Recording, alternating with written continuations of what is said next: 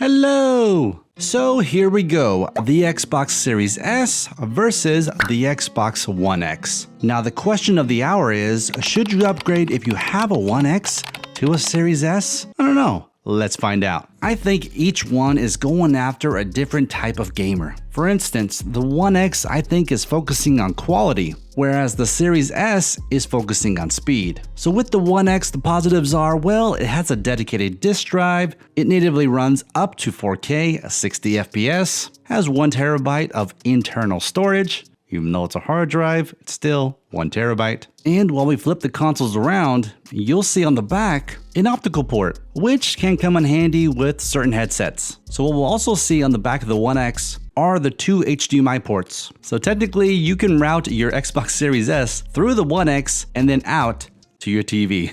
Okay, but however, the used and refurbished market is ridiculously high. I mean, GameStop is selling the One X used for about $400. Now, I'd recommend staying away from this deal and go to other marketplaces such as eBay or Craigslist if you wanted to pick up the One X. But man, oh man, when you have experienced the Series X and the Series S for such a long time, going back to a previous generation, even with the most powerful console of 2019, man, the sluggish load times are unbearable.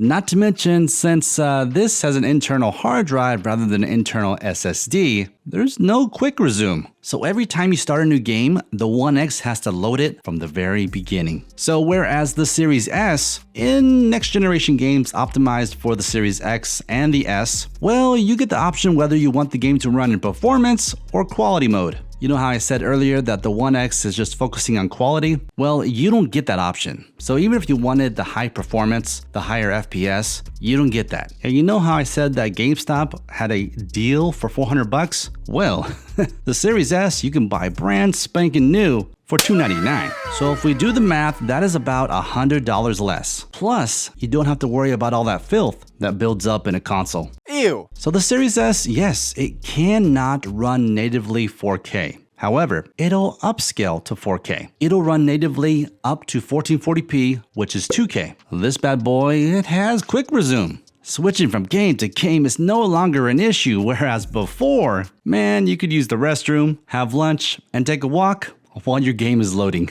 Now the Series S can play all next generation games plus previous generation games digitally. Also, as I was saying previously, on the optimized games, you get the option to choose whether you want to prioritize quality or FPS. But there's a caveat though. Now with the Series S, I always choose to prioritize the FPS or the performance mode over quality mode. And that is because of drop frames that you'll experience when you put something into quality mode on the Xbox Series S. Now hopefully it'll get better in time, but as for right now, that's what I'm experiencing. The Xbox Series S is small and portable. You can take it on the go with ease. Companies like Upspec Gaming are about to release their portable screen for the Series S. Now this product looks amazing and I hope, fingers crossed, I hope I'll be able to feature it on the channel soon. Now, it's not all rainbows and sunshine on the Xbox Series S. Xbox, they had to make some executive decisions to keep that cost down. So as you'll see, no disk drive. This is a purely digital console. Now, as far as the future goes, will there be an external drive that you can just plug in right here that you'll be able to play any Xbox physical games on the Series S? I honestly don't think so. Now, if you're holding on tight to those physical copies of games, then yeah, the One X, okay. But thankfully, I live in an area that gets pretty good internet speeds. So as soon as I was able to go digital, I delved all the way in. Now, another thing too is, 512 gigabytes of storage, about 370, 380 right out of the box. I mean, yeah, that can fill up kind of fast. I mean, you could fill up the internal space quickly with about 3 to 5 AAA titles. But as I've said previously, You could pick up this hard drive to expand your storage with ease. And it's about $90, so the price difference between the One X and the Series S, you'll be around the same ballpark. And you'll have a ton more storage than you would on the One X. Also, since the Xbox Series S runs natively up to 2K, upscaling to 4K, running natively 4K, yeah, you might notice a difference, but you would really have to truly be pixel peeping, and really, at normal distance from the TV, you really can't tell a difference. So we have the old and we have the new, and they kind of, well, they overlap at times. Both of these bad boys, you're gonna be able to get Game Pass on them, yes. With your Ultimate subscription, you'll have access to well over 400 games, and since games are still being made for the One X, you can get access to day one drops on either console.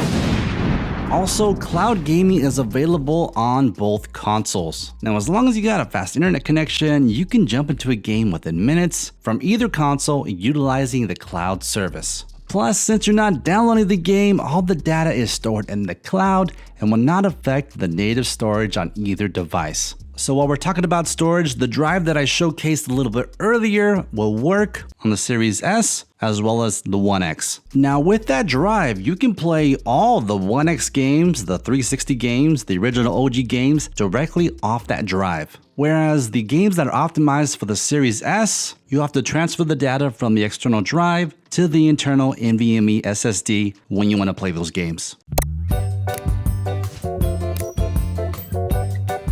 However, the Series S, it's got a trick up its sleeve in regards to storage. See this little slot right here? That is for the storage expansion card. So the same great speeds that you get on the internal drive, you can get via an external Seagate expansion card. Another similarity is both UIs are pretty much the same. So as far as the learning curve, well, there wasn't any.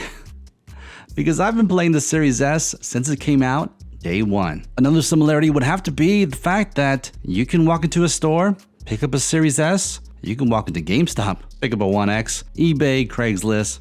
Relatively, you can get either one relatively easy. Another plus that some people are bashing Xbox for is the fact that the Xbox Series S and X controller is relatively the same as the last generations. Guess what? You can use the One X controller on the Series S, you can use the Series S controller on the One X. They work together very nicely. And that's pretty much the same for all Xbox accessories. So it really comes back to what I said at the beginning. Are you looking for a console that focuses on quality or speed? I'd say that most people that leave comments have a lot of positive things to say about the Series S. And honestly, I feel the same way. The Series S brought me back into gaming, a love that I held as a child, but became distant as I grew into adulthood. So needless to say, I kind of skipped out on last generation, and that's why I picked up the One X in 2022. Now I get why some One X users are holding out to get a Series X, as they feel that the Series S won't scratch that next generation gaming itch. But honestly, One X users, if you get an opportunity to try an Xbox Series S,